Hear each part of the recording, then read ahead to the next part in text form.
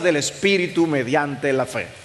O sea que aún al día de hoy nosotros somos beneficiarios de una bendición que Dios pronunció a Abraham por la fe en Cristo, porque Cristo fue hecho maldición y nosotros así somos hechos bendición. Glorioso. De manera que el tema de la bendición corre a lo largo de todas las Escrituras. Dios es el ser más bendito, dice Pablo en Timoteo. Es el ser más contento, satisfecho y feliz en todo el universo.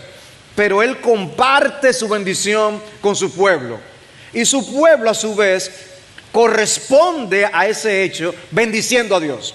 Nosotros leíamos en Efesios capítulo 1, el versículo 3. Bendito sea el Dios y Padre de nuestro Señor Jesucristo, que nos ha bendecido con toda bendición espiritual en los lugares celestiales en Cristo. Y como si todo eso fuera poco, desde la bendición sacerdotal de Números capítulo 6 y pasando por muchas de las epístolas del Nuevo Testamento, nos encontramos con muchas bendiciones pronunciadas por los siervos de Dios y por los apóstoles, como la que precisamente tenemos en el versículo 23. O sea, podemos decir, Dios nos bendijo con toda bendición espiritual. Como, ¿y tú quieres más? Y sin embargo, Pablo todavía ruega más a Dios por su pueblo. Y por eso esa bendición del versículo 23. Así que es fácil dividir esta porción que tenemos por delante. Primero los versículos 23 y 24, una bendición final. Y luego los versículos 25 en adelante al 28, unas palabras finales. O sea que podemos memorizarlo fácilmente. Así que veamos en primer lugar una bendición final. Versículos 23 y 24, los voy a leer una vez más. Y que el mismo Dios de paz os santifique por completo, y que todo vuestro ser, espíritu, alma y cuerpo, sea preservado irreprensible para la venida de nuestro Señor Jesucristo. Fiel es el que os llama, el cual también lo hará. ¿Qué es una bendición? Bueno, la palabra bendecir es decir algo bueno. Bendecir. Bene, decir algo bueno. Es una especie de oración y se pronuncia ante la persona que uno desea que esa bendición recaiga, elevándola a aquel que puede otorgar esa bendición. Aquí está Pablo rogando algo a Dios por sus amados tesalonicenses, de forma que la bendición no es algo meramente de educación, un saludo para terminar algo y pronunciar algo y quedar bien. Esa no es la idea. Una bendición era una bendición, era expresar un fuerte deseo de que Dios haga bien a aquellos a quienes dirigíamos esta bendición. No es por llenar un espacio al final de una carta o en WhatsApp o lo que sea. Es ciertamente una expresión de anhelo de que Dios haga bien a alguien. Bendecir a alguien implica un anhelo, un deseo de que Dios derrame su bendición, Dios haga algo bueno, Dios proteja, Dios cuide, Dios prospere a alguien. Pero incluye la verbalización de ese deseo. Por eso podemos leer esta bendición de Pablo. Hay que verbalizarla, hay que expresarla. Y la Biblia contiene muchas doxologías, muchas bendiciones que son instructivas. O sea, el hecho de que son parte del final de una carta no significa que ya Pablo ya acabó su enseñanza, ya aquí no hay teología que ver, no hay lecciones que aprender, no. Aún estas bendiciones contienen muchas cosas instructivas, muchas lecciones y aún teología. Por un lado, por ejemplo, nos enseñan quién es la fuente de nuestras bendiciones. Dios es la fuente de nuestras bendiciones. Dios mismo, el Dios que nos dispensa su paz. Por eso la manera como dice el Dios de paz, que no es una expresión única de este versículo. Es una expresión que Pablo usa en otras de las epístolas del Nuevo Testamento. Y uno normalmente no repara en la identificación de Dios que Pablo hace, pero es lo que está diciendo, un término tan importante para el mundo judío, lo que es el shalom de Dios, esa paz de Dios que nosotros podemos disfrutar aún internamente. La fuente de esa paz viene de Dios. Bueno, que sea la fuente misma de esa bendición, de ese shalom, la que otorgue esto que estamos pidiendo. El quien otorgue esa bendición, Él mismo os santifique. Pero no solo nos dicen quién es la fuente. Estas doxologías nos expresan también que esa fuente es capaz, puede hacerlo, tiene la capacidad de lograr lo que se está pidiendo. Y por eso el versículo 24, que lo aclara cuando dice: fiel es el que os llama, el cual también lo hará. Y lo veremos en un instante. Si se hubiera podido limitar en la frase de alguna manera, Pablo hubiera podido decir: fiel es el que os ha llamado. Y ya eso es suficiente. Pero dice: el cual también lo hará. Habla de la capacidad de aquel a quien invocamos por su bendición. Nuestro Dios es capaz de cumplir sus promesas. Y por eso también expresiones como la que encontramos en Jeremías 32 para hablar del poder de Dios. Dice Jeremías 32, 17: ah, Señor Dios, he aquí, tú hiciste los cielos y la tierra con tu gran poder y con tu brazo extendido. Imagínense, alguien que hizo toda la tierra y los cielos. Dice: nada es imposible para ti. Y luego, unos versículos más adelante, en el versículo 26, dice: entonces vino palabra del Señor a Jeremías diciendo: he aquí, yo soy el Señor, el Dios de toda carne. ¿Habrá algo imposible para mí? ¿Y para qué Dios se presenta a sí mismo si no es para consolar a su pueblo? Para permitirnos confiar en el cumplimiento de todas las cosas que Él nos prometa. Ahora miren el caso de dos bendiciones del Nuevo Testamento que quiero traerles para que ustedes observen ese elemento del Dios que es capaz. Una de estas bendiciones están al final de la epístola a los Hebreos. En Hebreos 13:20 dice: y el Dios de paz, una vez más, que resucitó de entre los muertos a Jesús nuestro Señor, el gran pastor de las ovejas, mediante la sangre del pacto eterno, os haga aptos en toda buena obra para hacer su voluntad, obrando Él en nosotros lo que es agradable delante de Él, mediante Jesucristo, a quien sea la gloria por los siglos de los siglos. Amén. Así es que son nuestros saludos, por casualidad. O sea, ¡qué saludo! ¡Qué despedida! Y qué afirmación del poder de Dios obrando en los hijos de Dios. Que Él los haga aptos. La esperanza nuestra es que Dios puede capacitarnos, porque Él tiene toda capacidad. Haga Él, obre Él en ustedes lo que es agradable en su presencia. Y también es muy conocida la forma como culmina la epístola de Judas. En Judas 24 dice: y aquel que es poderoso para guardaros sin caída y para presentaros sin mancha en presencia de su gloria con gran alegría, al único Dios nuestro Salvador, por medio de Jesucristo nuestro Señor, sea gloria, majestad, dominio y autoridad antes de todo tiempo y ahora y por todos los siglos. Amén. Pero qué instructivo y qué petición.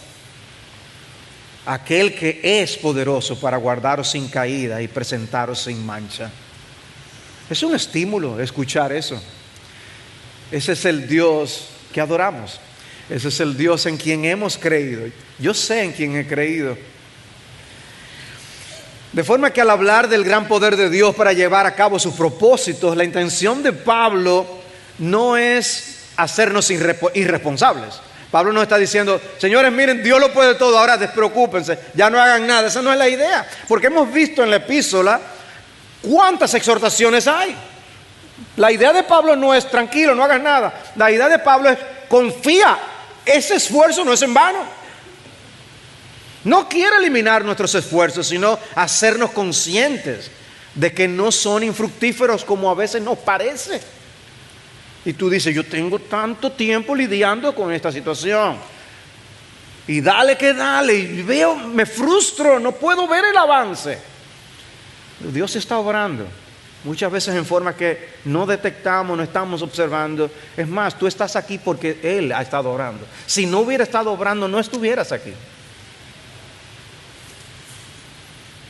Y era como si al estudiar este tema, yo sentado en mi oficina, yo podía hacer un vistazo de la iglesia y pensar en algunos nombres y decir, es que si no hubiera sido por nuestro Dios, no estaríamos aquí.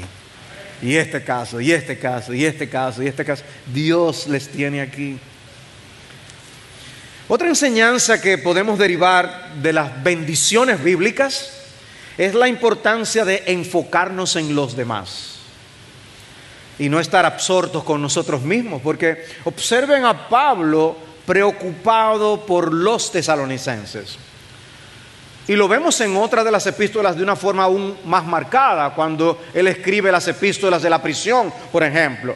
Él pudiera estar llamando la atención sobre sí y la condición en la que él se encontraba, y sin embargo, él da expresión de su deseo de que Dios bendiga a otros. Yo pienso en ustedes, oro por ustedes, me preocupo por ustedes. Y es una lección para nosotros. Además, las bendiciones son una forma de nosotros alinear nuestros deseos con la voluntad de Dios. Porque si estudiamos con detenimiento todas estas bendiciones, vamos a ver siempre que son cosas que Dios ha mencionado en otros lugares de las Escrituras. No eran deseos originados en Pablo, no. Pablo no está deseando algo distinto de las intenciones de Dios con los tesalonicenses. Por eso son una especie de oración. Eso mismo que tú nos has prometido, Señor, hazlo, Señor. Por eso fiel es el que os llama, el cual también lo hará. Él lo va a hacer, Él lo ha prometido. Él es fiel. Y alguien que es fiel cumple sus promesas. En 2 Tesalonicenses 3:16 dice, y que el mismo Señor de paz siempre os conceda paz en todas las circunstancias. El Señor sea con todos vosotros. No es algo diferente, es en la segunda carta. Y una vez más vemos palabras de bendición. Pero dice que Él os conceda paz en todas las circunstancias. En 1 Tesalonicenses 3 nosotros estudiamos una de estas palabras de bendición. En el versículo 11. Ahora pues que el mismo Dios y Padre nuestro y Jesús nuestro Señor dirijan nuestro camino a vosotros, y que el Señor os haga crecer y abundar en amor unos para con otros y para con todos, como también nosotros lo hacemos para con vosotros, y Él afirme vuestros corazones irreprensibles en santidad delante de Dios. O sea, ya habíamos estudiado esa bendición en la epístola, pero Pablo dice, no es suficiente. Yo todavía puedo expresar más cosas que yo deseo que Dios haga en vuestras vidas. Estas cosas son oraciones expresadas en forma de bendición. Son oraciones. No son exigencias, no son reclamos, son peticiones a Dios. La realidad es que no merecemos ser bendecidos, pero Dios nos bendice. Y eso debe llenar nuestro corazón de gratitud. Cuenta tus bendiciones. Cuenta tus bendiciones. Y eso va a moverte a dar expresión de alabanza a nuestro Dios. ¿Qué es lo que nosotros queremos expresar cuando le decimos a alguien que Dios te bendiga? ¿Es eso igual a adiós, hasta la vista, baby? ¿Es eso? No, tiene un significado. Tiene un significado. Nosotros debemos examinar las bendiciones que se nos exponen en las Escrituras para aprender nosotros a cómo bendecir a otros. y que nuestra expresión de Dios te bendiga tenga realmente un contenido detrás. Puede ser que sean simplemente las palabras Dios te bendiga, pero que tengan contenido, tengan una intención real de corazón, porque normalmente nuestras bendiciones son muy terrenales. A veces es como cuando la gente llega a fin de año y ¿qué es lo que normalmente se desea para el año nuevo? Son cosas bastante temporales y terrenales, ¿no es así? Bueno, nosotros como creyentes y poseedores de un Dios, no poseedores, pero hijos de un Dios que puede bendecirnos espiritualmente hasta lo sumo, vamos a pedir por las cosas que se pudren y se quedan, cuando tenemos la oportunidad de solicitar muchísimas otras cosas. Dice un autor: la pregunta que los cristianos contemporáneos deberían hacerse al evaluar si esta cosa o aquella circunstancia es bendición de Dios, debería ser esta: ¿esta bendición me acerca al Dios Trino? ¿La satisfacción de esta necesidad me acerca al dador o es una distracción? Porque llamamos bendición a cualquier cosa, pero es algo que realmente me bendice, me está acercando más a mi Dios. Lamentablemente, desde niños somos bombardeados con la idea de que solo tenemos que desear algo con suficiente fuerza para lograrlo. Aquellos de nosotros que hemos visto Pinocho, ustedes recuerdan la canción When You Wish Upon a Star. Cuando pides un deseo, no hace ninguna diferencia quién eres. Todo lo que tu corazón desee vendrá a ti. Si tu corazón está en tu sueño, ninguna petición es demasiado extrema. Cuando pides un deseo, como los soñadores sueñan. La suerte es bondadosa. Le trae a aquellos que aman el dulce cumplimiento de sus anhelos secretos. Como un rayo de la nada, de repente aparece. Cuando pides un deseo, tus sueños se hacen realidad. Y desde niños somos bombardeados con esa idea: persigue tus sueños. Solo tienes que pedirlo y lo alcanzarás.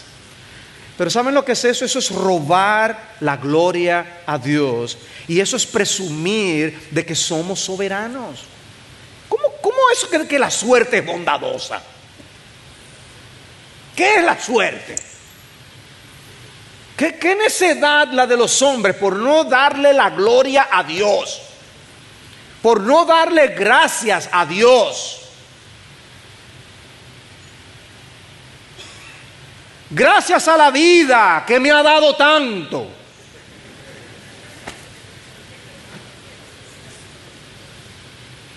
Gracias a Dios. En Él vivimos, nos movemos y somos. Y Pablo dice: os santifique por completo y todo vuestro ser. Ninguna parte de nuestro ser debe quedar fuera de nuestra consagración al Señor. Por completo, todo vuestro ser, espíritu, alma y cuerpo, sea preservado irreprensible para la venida de nuestro Señor Jesucristo. ¿Está diciendo Pablo aquí que el hombre está constituido por tres partes? Bueno, por ahí es que se desvía la atención de muchas personas cuando tienen contacto con este versículo. Esa no es la lección más importante de este versículo. La idea no es darnos una lección de cómo está constituido el hombre. No es una lección de antropología. Pablo está hablando de otra cosa, pero menciona el tema de paso. Pero ¿a qué conclusión llegaremos si leemos Marcos 12:30? Y amarás al Señor tu Dios con todo tu corazón y con toda tu alma y con toda tu mente y con toda tu fuerza. Tenemos cuatro partes. No, lo que se está diciendo, lo que Cristo está diciendo es con todo tu ser, con todo lo que tú eres. Porque cuando nosotros vamos a la palabra de Dios y estudiamos sobre todo las referencias que hay a alma o espíritu, vemos muchas veces cómo son términos intercambiables, pero muchas veces, y no tenemos el tiempo para demostrarlo, pero Ese no es el énfasis del apóstol Pablo aquí. Con lo que Pablo sí quiere que tú te quedes es con la realidad de que todo tú debes ser santificado. Dice 2 Corintios 7:1: por tanto, amados, teniendo estas promesas, limpiémonos de toda inmundicia de la carne y del espíritu, perfeccionando la santidad en el temor de Dios. Todo tu ser, tu parte material y tu parte inmaterial. Un texto interesante, Filipenses 1:27, dice: solamente comportados de una manera digna del evangelio. Dice: de modo que sea que vaya a veros o que permanezca ausente, puedo oír que vosotros estáis firmes en un mismo espíritu. Y luego dice: luchando unánimes. La palabra unánimes es alma. En un mismo espíritu, en una sola alma. Son términos intercambiables por la fe del evangelio. La idea es que la obra de santificación de Dios es integral, es holística, es completa, es exhaustiva, abarca todo nuestro ser. Pero probablemente no nos sorprenda escuchar de la santificación de nuestras almas. Hablar de nuestras mentes, nuestras voluntades, nuestras emociones y conciencias siendo santificadas, uno lo puede entender. Pero ¿qué de nuestros cuerpos? En Romanos 8:23, Pablo dice que nosotros estamos esperando la redención de nuestros cuerpos. Y el lenguaje parece decir que ocurrirá algo al final, que es lo que redimirá nuestros cuerpos. Pero lo que Pablo está pidiendo por los tesalonicenses no es algo que simplemente ocurrirá al final. Pablo está hablando por lo que va a ocurrir mientras vivimos hasta que venga Cristo. En nuestras almas y en nuestros cuerpos. De forma que yo creo que Pablo se refiere al hecho de que nosotros damos expresión a lo que somos con nuestros cuerpos. Podemos usar nuestros miembros para lo correcto o lo incorrecto, como expresa Romanos 6. Dice Pablo en Romanos 6:19: de la manera que presentasteis vuestros miembros como esclavos a la impureza y a la iniquidad, para iniquidad, así ahora presentad vuestros miembros como esclavos a la justicia, para santificación. Debemos usar este cuerpo para la gloria de Dios. Usa todo tu ser para la gloria de Dios. Conságrate completo al Señor. No dejes rincones escondidos. Por consiguiente, hermanos, os ruego por la misericordia de Dios que presentéis vuestros cuerpos como sacrificio vivo y santo, agradable a Dios, aceptable a Dios, que es vuestro culto racional. Y no os adaptéis a este mundo, sino transformaos mediante la renovación de vuestra mente. Cuerpo, mente, transformados. Todo nuestro ser, todo nuestro ser. Hermanos, no nos conformemos con un cristianismo parcial. Pablo está pidiendo una santificación completa y nosotros debemos anhelarla también. Ahora, ¿tú te imaginas a un empleado utilizando solamente un brazo en la compañía que lo contrata? Y al ser confrontado, él diga: pero el contrato era de los dos brazos. ¡Oh! Bueno, así a veces que nosotros nos comportamos. En cierto sentido, eso fue lo que Onésimo hizo con Filemón. De manera, Onésimo hubo un día que dijo: estas piernas parece que son mías para salir corriendo, y estos brazos son míos para defraudar a Filemón. Y nosotros a veces hacemos lo mismo. Aquellos brazos y aquellas piernas que Cristo compró con su sangre, terminamos usándolas para las cosas de este mundo y para las cosas de la carne. Amado hermano, tu lengua es de Cristo, no es para chismear. Edifica y evangeliza. Tus ojos son de Cristo, no son para ver pornografía. Tu mente es de Cristo, no es para llenarla de basura o tonterías. Tus manos son de Cristo, no son para destruir, sino para servir, trabajar y ayudar. Tus emociones son de Cristo, no son para ser llenadas de amargura, sino para amar y para gozarte en Cristo. Todo tu ser, santificados por completo. Nos damos cuenta cuando alguien solo está yendo al gimnasio para hacer ejercicio para los brazos y para el pecho. Porque cuando miramos para abajo, las piernitas lo denuncian. Pero como casi no se ven, descuidan las piernas. Y especialmente eso nos pasa a nosotros espiritualmente hablando. Podemos enfocarnos en ciertos aspectos de nuestras almas y descuidamos otras cosas. Quizás tú no eres esclavo de vicios visibles, externos. Quizás te has guardado bien de las tentaciones sexuales. Pero es posible que haya aspectos espirituales a los que tú no estés prestando atención. ¿No te preocupa que tienes un espíritu amargado y agrio? Es posible que no te hayas dado cuenta de que tu hablar está dominado por la queja y la inconformidad.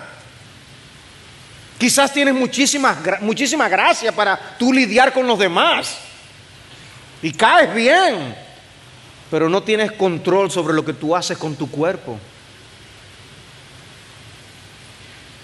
Dios quiere que seamos santificados por completo, no por secciones. Decía alguien que con algunos parece que la última parte del cuerpo que es santificada es el pie derecho. Porque la manera como conducimos manifiesta algo. Y decía que quizás cantar un himno mientras manejas, mientras tú vas por la carretera, nos puede ayudar. Dice que ahí vas tú a 70 kilómetros por hora y cantas, Dios cuidará de ti. Después vas a 90 kilómetros por hora y cantas, me guía Él con cuánto amor. Vas a 100 y cantas, cerca de ti, Señor. Vas a 120 y cantas, cerca, más cerca. Vas a 135 y empiezas a cantar, el mundo no es mi hogar. Y después llegas a 150 y cantas, en presencia estar de Cristo.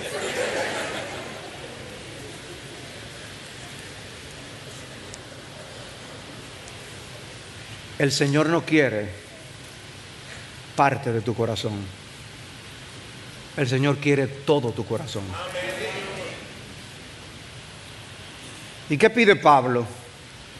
Pablo pide que los tesalonicenses fueran guardados y preservados. Porque tenemos necesidad de ser preservados, amados hermanos.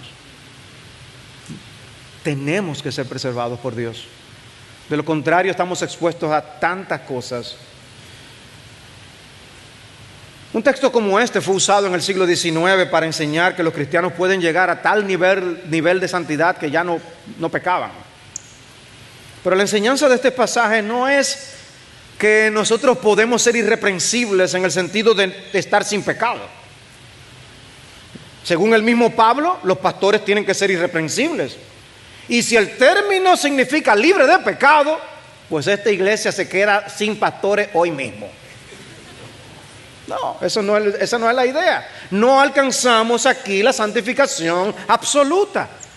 Pero el deseo de Pablo era ese por los tesalonicenses. Que sea una santificación completa. Y también debe ser nuestro deseo crecer espiritualmente hasta que Cristo tenga absoluto dominio y control de todos los aspectos de nuestra vida. Ese debe ser el anhelo. Debemos orar por eso, debemos luchar por eso, aunque solo lo alcancemos cuando Él vuelva. Y es obvio que esto que Pablo expresa a modo de bendición era algo que los tesalonicenses tenían que pedir por ellos mismos. El ver a Pablo pidiendo estas cosas debía ser una instrucción para ellos. Pídanlo ustedes también. Nosotros tenemos la responsabilidad de orar por nuestra santificación. Yo espero que el miércoles oremos por la santificación de IBCJ. ¿Cuántas veces tú has rogado por tu santidad en las últimas semanas? Compáralo con quizás las veces que tú has pedido por tu salud, por tener lo suficiente para pagar tus deudas, tus cuentas, quizás por algún problema que estás enfrentando relacional. Compáralo con todas estas peticiones. ¿Cuántas veces tú has pedido por tu propia santidad? Debe haber un anhelo de nosotros mantenernos irreprensibles para Dios. Y es interesante que esta misma palabra irreprensible que Pablo usa era encontrada en tumbas en Tesalónica, donde eran enterrados los cristianos. Aquí hay alguien irreprensible.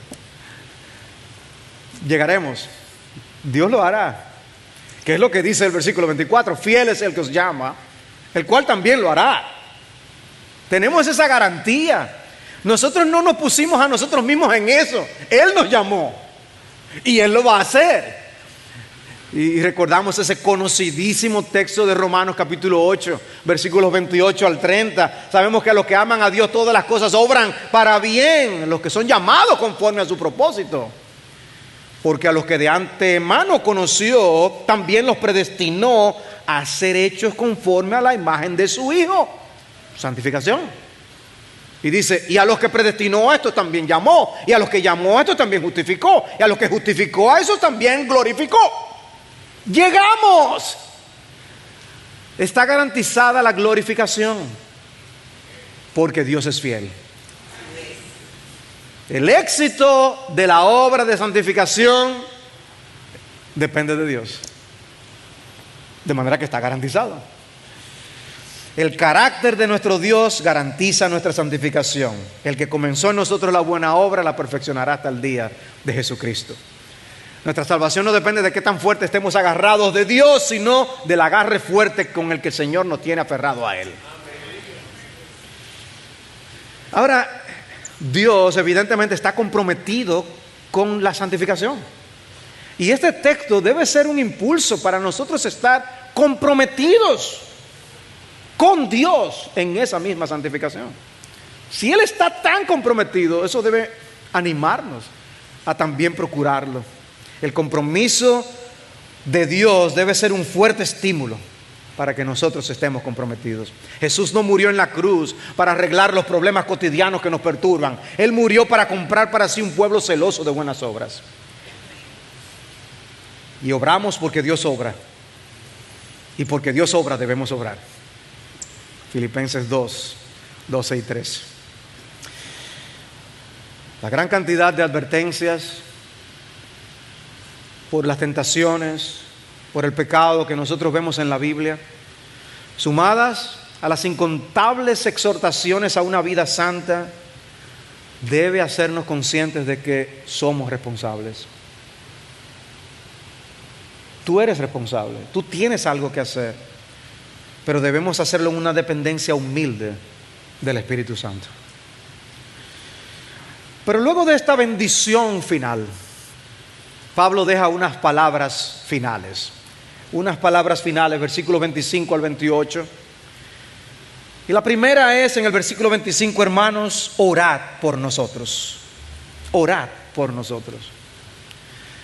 Pablo le está diciendo, yo oro por ustedes, oren ustedes por mí, oren ustedes por nosotros, por Silas, por Timoteo también. No solamente los tesalonicenses tenían necesidades, Pablo también tenía necesidades, era un apóstol. Y ni por eso se veía por encima de la necesidad de las oraciones. Y él rogó a las iglesias que suplicaran y rogaran y oraran por él. Porque nadie crece tanto espiritualmente que deje atrás la necesidad de oraciones. Nadie. En otras epístolas, Pablo pedía oración a los hermanos y en muchas de esas ocasiones decía por qué. Por ejemplo, en Romanos 15, versículos 30 en adelante dice, os ruego hermanos por nuestro Señor Jesucristo y por el amor del Espíritu, que os esforcéis juntamente conmigo en vuestras oraciones a Dios por mí. Y ahora escuchen, para que sea librado de los que son desobedientes en Judea, para que mi servicio sea aceptable a los santos. Interesante. En segunda a los Tesalonicenses 3, él dice, Oren por nosotros para que la palabra del Señor se extienda rápidamente y sea glorificada. Y dice en el versículo 2, para que seamos librados de hombres perversos y malos. O sea, Pablo pedía para hacer cuidado de los ataques de hombres que estaban en contra del evangelio. Y les expresaba el motivo. Oren por esto. Y una de las cosas que él pedía mucho era porque la palabra pudiera correr. Dice Efesios 6:19, y orad por mí para que me sea dada palabra al abrir mi boca. Y lo mismo en Colosenses 4. Sin embargo, a diferencia de esos pasajes, la petición a los tesalonicenses es general. Oren por nosotros. No tiene que haber un motivo específico para tú orar por un pastor. Oren por vuestros pastores. Oren por vuestros pastores. Oren aún por otros pastores. Necesitamos las oraciones del pueblo de Dios. Y Pablo pedía con urgencia. Hermanos, si Jesús oraba, imagínense ustedes, y nosotros. Si Jesús, que no tenía pecado, oraba, ¿qué de nosotros? Decía Martin Lloyd Jones, yo no conozco nada que me sirva de más aliento en mi obra y en mi ministerio que saber que las personas están orando por mí. ¡Wow! Y hermanos, ustedes, muchos se nos acercan para decir que están orando, han orado, o salimos a algún ministerio y dice, estuvimos orando. Hermanos, eso es de gran aliento. Eso nos estimula. Y es que en medio del proceso de la preparación de un sermón ocurren tantas cosas.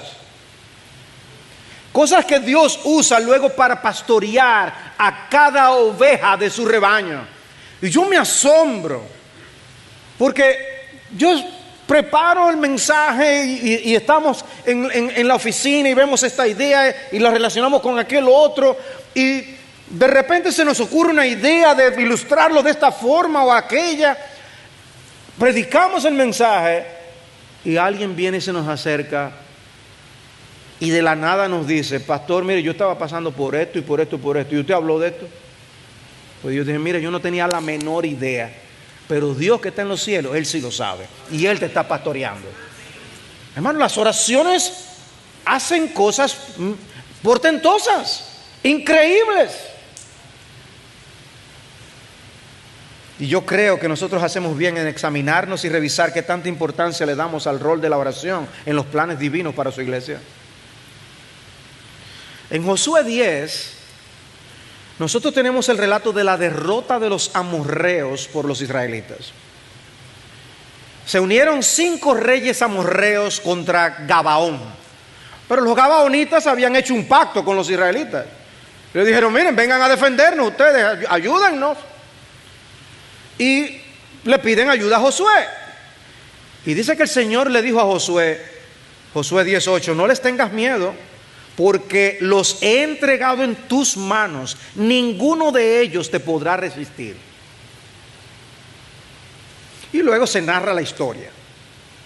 Y esto fue lo que pasó. Y el Señor los desconcertó delante de Israel, y los hirió con gran matanza en Gabaón, y los persiguió por el camino de la subida de Betorón, y los hirió hasta Seca y Maceda.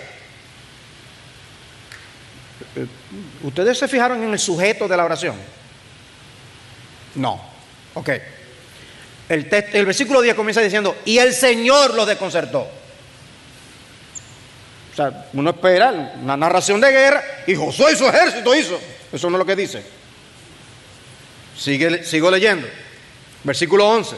Y sucedió que mientras huían delante de Israel, cuando estaban en la bajada de Betorón, el Señor arrojó desde el cielo grandes piedras sobre ellos hasta Seca, y murieron. Y fueron más los que murieron por las piedras del granizo que los que mataron a espada a los hijos de Israel. Es como a propósito, ¿verdad? Parece. Versículo 12. Entonces Josué habló al Señor el día en que el Señor entregó a los amorreos delante de los hijos de Israel. ¿Cómo se llama eso? Oración. Dice que Josué habló al Señor. Eso es oración. Y dijo en presencia de Israel: sol, detente en Gabaón, y tú, luna, en el valle de Jalón. Y el sol se detuvo y la luna se paró hasta que la nación se vengó de sus enemigos. No está escrito eso en el libro de Jacer. Y el sol se detuvo en medio del cielo y no se apresuró a ponerse como en un día entero. Y nosotros leemos eso y página siguiente, leído. Ahora oigan esto. Oigan esto. Dice el versículo 14: y ni antes ni después hubo un día como aquel, cuando el Señor prestó atención a la voz de un hombre. Dios prestó atención a la voz de un hombre y todo un ejército quedó postrado, vencido. Y uno dirá: ¡wow! Pero como si esto fuera poco, en otros lugares cercanos la gente está diciendo: oye, pero este día se ha sido como largo. Obviamente no tenían los relojes con lo que nosotros contamos.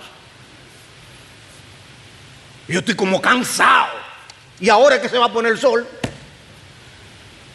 Era porque Dios había escuchado la oración de un hombre. Y ese día había sido más largo que los otros para que el pueblo de Israel venciera a esos reyes amorreos. Habiendo Dios escuchado la voz de un hombre.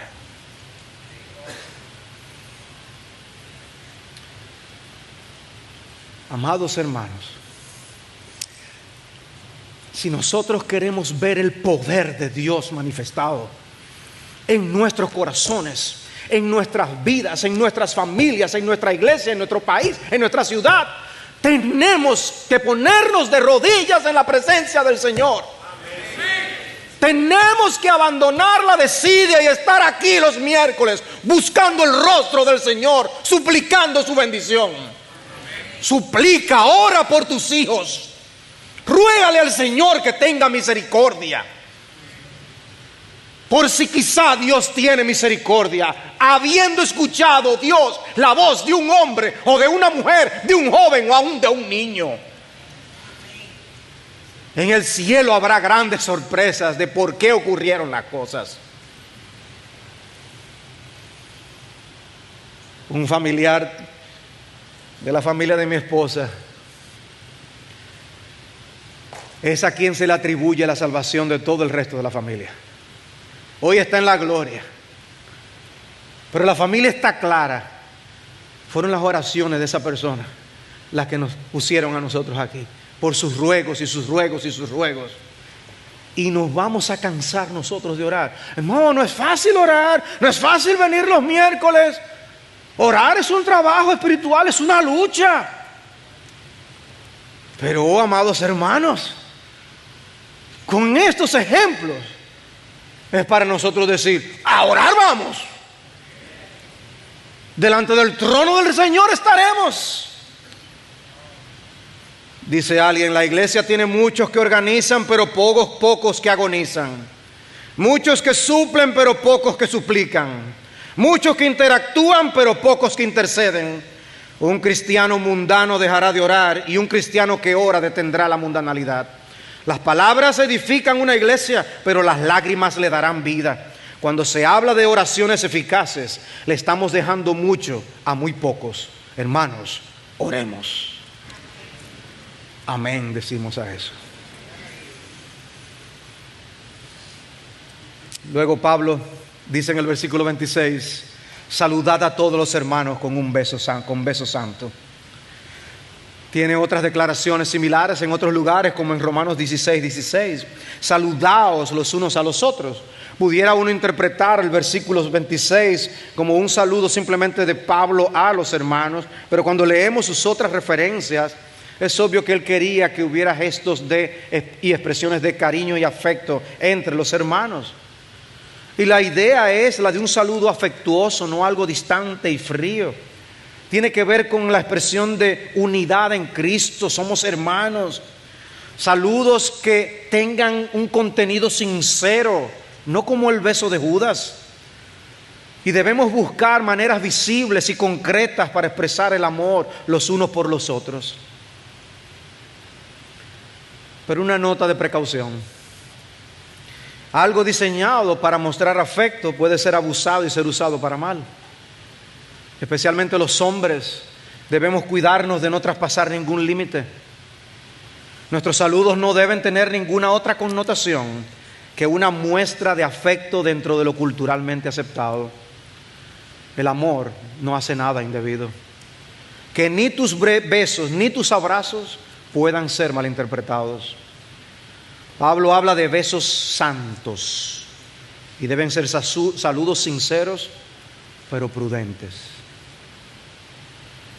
Un comentarista puso: lo que entonces era el modo normal de saludar, pronto resultó susceptible de abuso, de modo que la práctica se convirtió en objeto de numerosas regulaciones en concilios y finalmente fue abandonada en Occidente durante el siglo XIII. ¿Por qué? Porque se estaba abusando de los saludos, y no debe ser. Por esa razón, cuando J.B. Phillips publicó su Biblia de paráfrasis de las Escrituras, parafraseó Romanos 16:16 diciendo: dense un buen apretón de mano los unos a los otros. O que nuestros saludos no sean inconsistentes con la santidad misma de la que Pablo ha estado hablando en ese sentido. Luego dice en el versículo 27: os encargo solemnemente por el Señor que se lea esta carta a todos los hermanos. Y es una exhortación que vino a ser como uno de los primeros pasos, ¿no?, en el reconocimiento de la canonicidad de esta epístola. Pablo no quería que solo unos cuantos se expusieran a la palabra de Dios, sino que todos los hermanos debían de escucharla. Y observen, el texto dice: os encargo solemnemente. La palabra solemnemente es añadida por la Biblia de las Américas.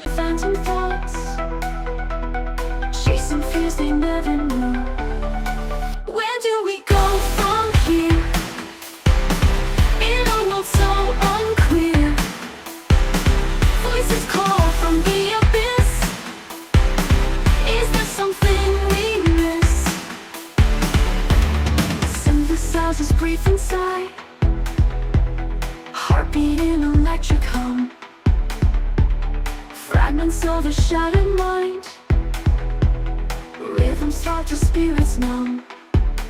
In the silence, can you hear harmony with every tear?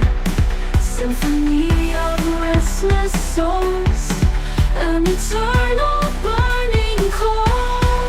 Where do we go from here? In a world so unclear, voices call from the abyss. Is there something we miss? City lights start to fade away, sun peeks through the hazy sky, a chance to break the endless chase, a moment for a single sigh. Maybe this is where we start, a brand new map within our hearts. The whispers turn to guiding stars, embrace what truly scars. From the ashes we can rise, find the strength within our eyes, ignite